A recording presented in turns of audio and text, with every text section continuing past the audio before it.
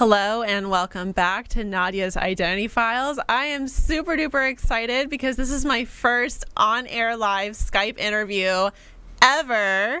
And I'm doing it with someone super awesome, Ronit Pinto. She's a social entrepreneur extraordinaire by way of multiple creative projects. So we're about to Skype it out in a second.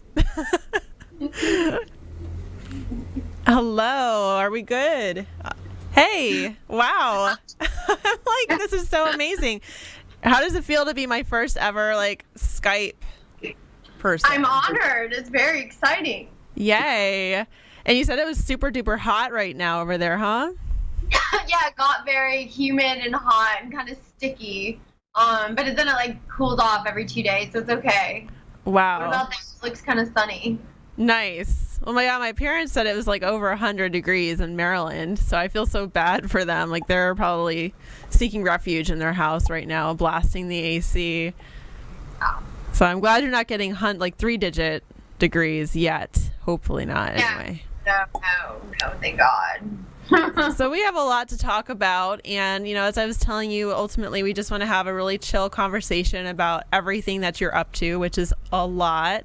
And I'm so excited that Jordana introduced us because we have so much synergy, especially when it comes to activism, social justice, and just being crazy creative and having your hands in a lot of different pots. So if you could tell us a bit about maybe your journey and what you're up to now. Well, let's see. I guess I could start with the magazine. We started Honeysuckle about 3 or 4 years ago in Detroit. And it was definitely kind of born of the impetus to just do my own thing. Got kind of tired of doing what everyone else wanted me to do or thought I should do or act or behave. So it's I'm just going to do my thing, not listen to anyone. So I funded it, and it was kind of an exercise in intuition, and it turned out that it's working. So what was it like moving it from Detroit to New York? It kind of was its natural destiny. When I stepped foot in New York, I was I could totally see this working here. Whereas Detroit, I think, was the inspiration for a lot of where it came from. There wasn't that much room to grow. I felt it's just a smaller town, and here it's there's so much more to grab on. So when you launched it in Detroit, what was the great drive for creating Honeysuckle? Did you have, sometimes for me, I have weird images and just certain loop thoughts, and I just know okay, in order to get these thoughts or images out of my head, I have to do something about it. What drove you to create this project? Yeah, it was kind of both, so it was a sequence of events where I was kind of working in media and movies and magazines and super inspired by just visual stuff. I love the W magazines and some of the stylists that I saw, and then I was doing photo shoots with friends, getting increasingly creative. And then it was a vision. I was sitting there one day and just kind of thinking about it, and the name came to me, and it all came to me, and then I was I'm just going to do it, And it kind of started with just a little small blog, and then a year and a half later we started printing. And then that's when it kind of got more fun. Awesome. See, I always tell everybody, if you have an idea, start it out as a blog. You really honestly don't know where it could go, especially online magazines or online platforms or even businesses that they imagine one day being brick and mortar. People are so intimidated by moving ahead, I think. It's just they imagine everything that you have to do eventually. But I mean, we all start somewhere, right? So yeah.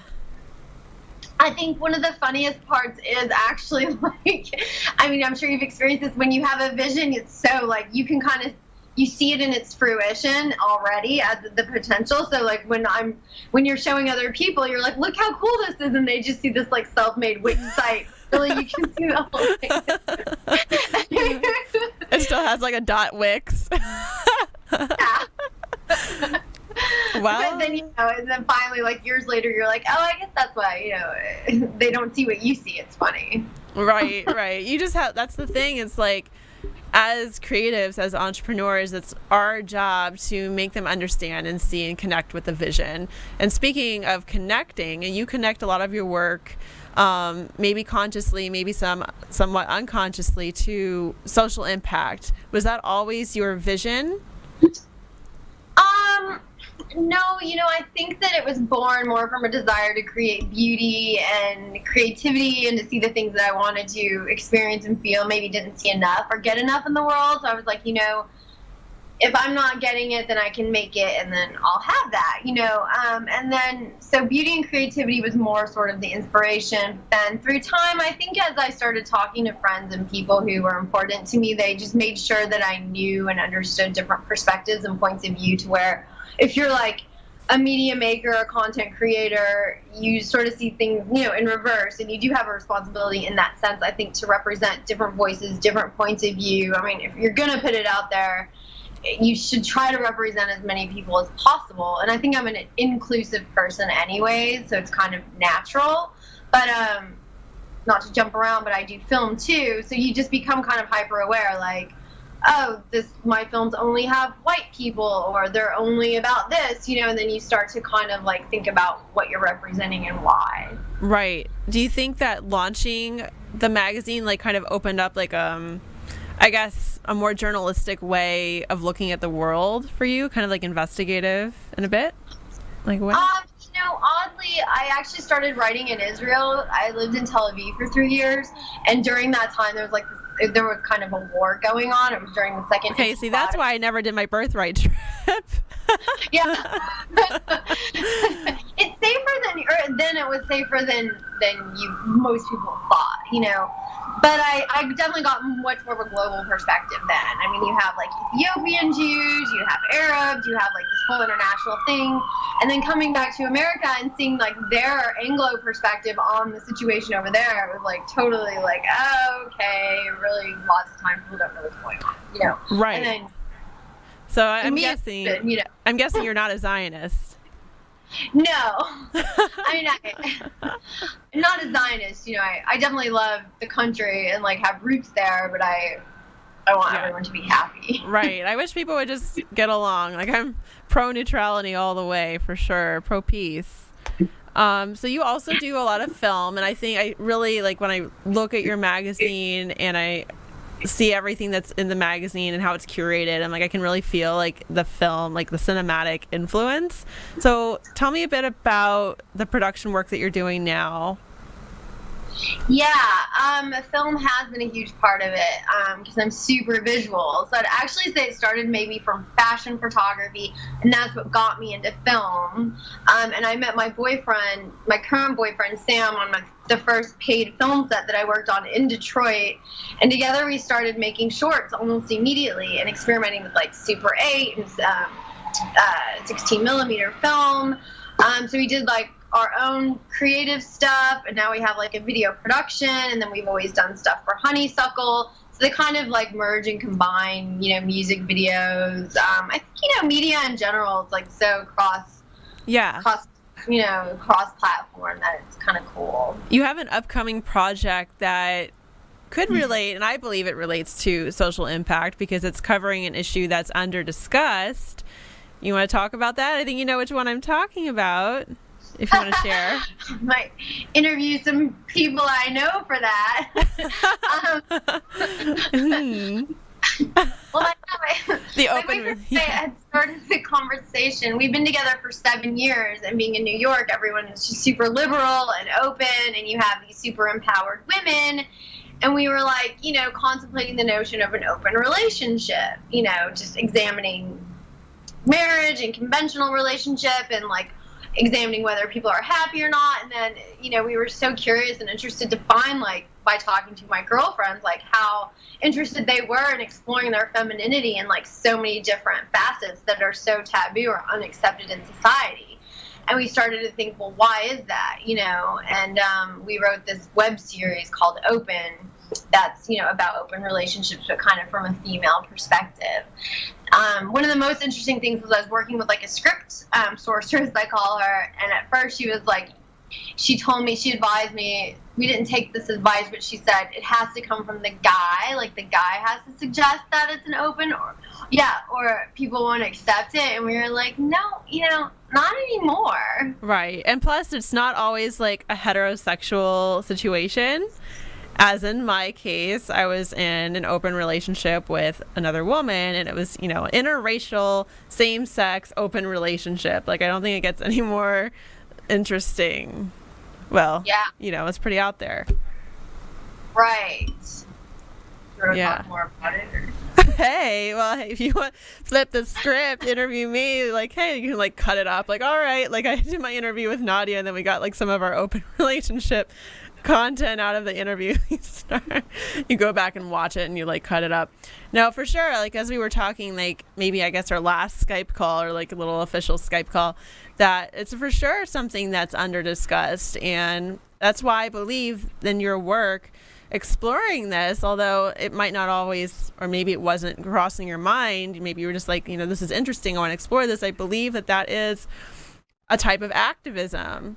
And I believe that your magazine, even if it doesn't state outwardly, like this magazine is solely like, we're moving the needle forward, like on and on and on, like just kind of using that language because of the intersectionality. It is a platform for activism, especially your feature. What is the young man's name again on the cover? Oh, Justin Bullock. Yeah. I was reading that and that interview. Tell me a bit about how you found him. Actually through Chris Sander, who is the owner of iHoney and Codsey, a brand, and we met him through a video platform, and he kind of got involved with the magazine, and he suggested Justin, or I had seen Justin through some of his photo shoots. I was like, that guy's amazing, and he brought him to another shoot, and like it was actually a random photo that the photographer took, like not even planned, I think, for the particular spread. And I was like, he's just so awesome. Like he's edgy, he's cool, and I didn't know much about him. I was like, he's very honeysuckle, and everyone was like, but he's not home, what about this picture means home? And I was like, I don't care, like, he's gonna be on there. He has black fingernail polish, like, right. And then sure enough, like talking to him, he was homeless. Like, right. The topic of the issue is home, and he's from the South Bronx, and he was really sweet. His voice is very gentle, but he's very creative, and he had like a hard life and was going through this like homeless thing at the time. So yeah. Well, I don't know how early you tuned into today's episode, but Anjanae Williams, were you watching earlier by any chance? No, we were like scrambling a little bit. Oh, no worries. But okay, so the other person that I did an kind of out on the field interview with her. Like I went to her university to speak with her. She was the first place winner of an impact-based film festival, and she deals and grapples with quite a bit of anxiety. And her film, essentially, she wanted to show what it would be like to externalize that anxiety. It's something that's kind of so deeply repressed. And so she spent a night homeless, and it was very interesting, and she was connecting deeply with other people who were living on the streets. So, wow. Yeah, so it's like I was thinking in my mind, like, wow, look at the synergy between everything that we have going on this episode. Yeah, it's intense. I mean, when putting together the issue, you really kind of go deep in it, because then, I'm always very aware of homeless people in New York, obviously, any city that I've lived in, Tel Aviv, Boston, they make up the geography, so there's that, but then you start to look at people in their photography or art studios or their apartments, those are all homes. Yeah. The fact that sometimes home is a horrible place, it's uncomfortable and not right. And, it's what is home anyway? It makes us question the meaning of that and what it means to have a home, especially in Western society.